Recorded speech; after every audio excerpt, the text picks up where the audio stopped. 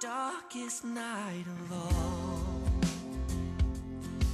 See, and it's people like you. You're always gonna see the dawn of the things in this life that you thought you just couldn't bear. It's the pressure inside makes the diamond that shines there. All the pain and the heartache can break you. Shape you like clay. Now you come through the fire, and that makes you porcelain. You porcelain.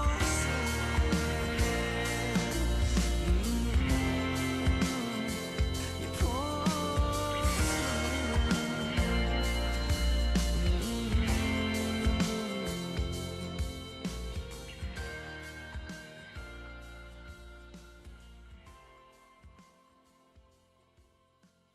Porcelain, the title track from Matt Cardle's third album. Now you've come through the fire and that makes you porcelain. That's what the lyrics tell us there. Were you writing about somebody or something in particular there, Matt, or what was in the mind? There was all sorts in the mind there. I mean, the sentiment of the song that I wrote with Connor, it's just a classic. What doesn't kill you makes you stronger. But we found a way, or I managed to find a way of segueing between my second and third album. The second album being called The Fire, and the third album being called Porcelain. But we didn't actually realise that until we'd written the line. The lyric came, and we were like, "Okay, that's great." And I was like, "Oh, look what we've done," just by accident. So, we love the track so much, and I love the track especially. Porcelain sums up the general feel of me personally, because it's autobiographical. It sums up how I'm feeling about the album and what it's about, basically. You mentioned Connor there, co-writer. So Who is that? Connor Reeves. Does Connor write all the songs with you, or is he? No. That was the first song I'd ever written with Connor. Basically, when I start writing a track with someone, we talk about how I'm feeling about what we want to write about, and it was that it was that sentiment we wanted to get across. And Connor said, "Well, I've had this title Porcelain in my in his little book for ages, and the idea behind porcelain it comes from." Porcelain is something very delicate and very precious and very beautiful at times, coming from something. It's essentially mud. It's mud and clay. But then once put through a process, including being burnt, at a very high temperature, or put through the fire, it then becomes something very special and, something to be proud of. Now, of course, you mentioned the autobiographical link there. I'm not saying, number one, that you were clay, or number two, that you're very fine and delicate now.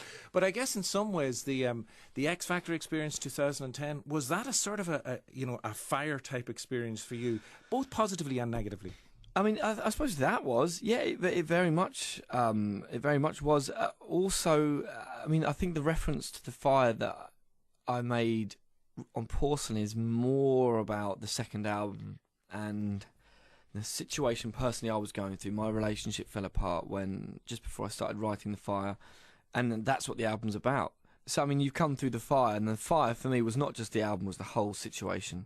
And that can encapsulate X Factor as well. What did you expect when you went into X Factor first? Because you'd been tipping away, you'd been with a couple of bands, and you had a career that was probably hard work, but you were making it. What did you expect when you went into that competition first? If I'm honest with you, I don't know what I expected, and I didn't really expect anything because I didn't really watch the show. My memories of X Factor was being with an ex-girlfriend of mine, Hannah, back when Shane Ward won, and I hadn't seen any of it. And we were going out. I wanted to go out, and she wouldn't go out until she'd seen who won. And I remember stood there with my arms crossed, like, because at the time I was a bit younger. I was in my metal bands. I hadn't found my voice yet. I hadn't found my acoustic side of me yet. I was still thrashing it out in metal bands, and I was like, oh God, right. What is arms this crossed. stuff? And then, well done, Shane. Right, can we go out now? That kind of situation. Then, I remember being somewhere else watching the final when it was Ray, Quinn and Leona, and thinking, bless Ray, there's no contest, because I'd seen the final show, and I was like, wow, that girl is amazing. Leona Lewis, and Ray's great too, but Leona she's one in a million. So I was glued to that particular episode, remembered that, and then I remember seeing Ollie, because Ollie comes from Whitton, which is like 10 minutes from where I used to live. So I was like, well, there's a local boy. And it was when him and Joe, and I was like, well, who's going to win? And Joe won. I was like, okay, they were both great.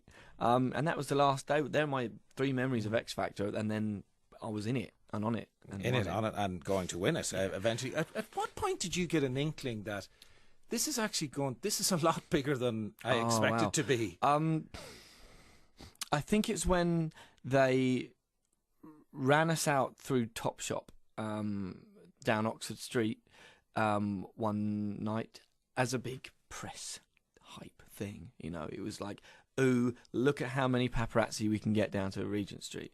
But we'd never seen that. We'd never, I remember sat at the at Sphere Studios with Aidan Grimshaw, and they were trying to get photographs of us coming out of the routining sessions where we were choosing the songs. This is like week 1 and 2, and you got these paparazzi jumping out behind cars. It was dark, and it was like, when you've been in a dark studio and you come out and all of a sudden you've got flashes in your face that are brighter than the sun a lot of the time, just like, and then sat in the car, and I've got a video of it on one of my old phones, just me and Aidan looking out the window going, wow, what is going on here? Watching Cher come out and 8 and Page, and big time stuff. It was like, okay, this is a bit strange. From that experience came the first album, Letters, which was with Psycho and Columbia, wasn't it, at the time? Right, yeah. And you were with Sony for a while as well. But when you came to the second album, and indeed with this third album, you've again gone for an independent style label. What was it about the big experience that made you want to have perhaps more control over things? We had such great success with the first album. It reached platinum status not long after it came out. It was a number 2 record, only to Noel Gallagher's High Flying Birds debut album, which, I mean, I'm sorry, that's no mean feat to be beaten by Noel Gallagher. It's like, he even sat on Jonathan Ross and was like, look, I'd rather Matt had it. He goes, I've had my number 1 albums, I've had this, Matt's first time and all this kind of stuff. But there were some decisions made then that are now irreversible, and they're part of my legacy, which I did not want. I've been more vocal about this now than I've ever been about, Run for Your Life. Soon to probably be Sir Gary Barlow at some stage, wrote.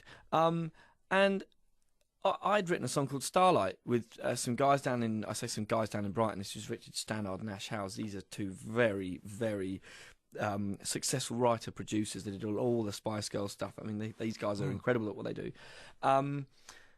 And we'd written this song called Starlight, which ended up being the second single, and everybody was like, right, first single, wow, you know, and they'd made me, you know, rattle on to everybody about how I wrote, and I do write, and I've written all my albums before, and I've written all my albums since. And all of a sudden, I had this song thrust at me, and there was no choice. There was no choice whatsoever. You're singing Run For Your Life by Gary Barlow, and I was like, but I don't want to. We have the track. No choice. Hands tied. Everybody's hands tied. And you know, I spent a little while. I mean, I spent a little while making up for that. You know, and I didn't want that to happen again. I did not want to be in a position where I'd written an album and have somebody else, some higher power, tell me what I was going to be doing. So we moved. You know, and Sony and Psycho don't want to be working with someone who has those kind of entrenchant views on what they're going to be doing. So we made the move, and then, you know, everything I've released since has been what I want to release, and I'm happier, and I know where my money's being spent now. You know, I know where I'm going to shoot my videos. I know who I'm writing my songs with. I know what my album cover's going to be, and these are all my decisions. And we're going to finish up by listening to another track from the album. Maybe the current single, which is a little bit of a disco dancing feel on it here. Do you have your dancing shoes on when you're singing this one? Well, I did. I mean, I was in Los Angeles doing the cover shot for the album. But I jumped in the studio with a guy called JC Chazet, who was in NSYNC with Justin Timberlake, and a guy called Jimmy. And we had an old 60s Hofner McCartney bass, and we had just had the bass line, and you know, we started writing this track, and then I played it to my manager on the plane on the way back. He was like, that's quite cool, we should work on that. So then we worked on it, and I took it to a guy called Jamie Scott and a guy called Toby Smith, who used to be in Jamiroquai. He was the keys and the co-writer from Jamiroquai, and then we produced the track. So it's got that kind of Jamiroquai funk to it. It's got a bit of that Nile Rodgers kind of guitar. It's very kind of disco. It's cool. It's a nice flavour on the album. And it's called When You Were My Girl.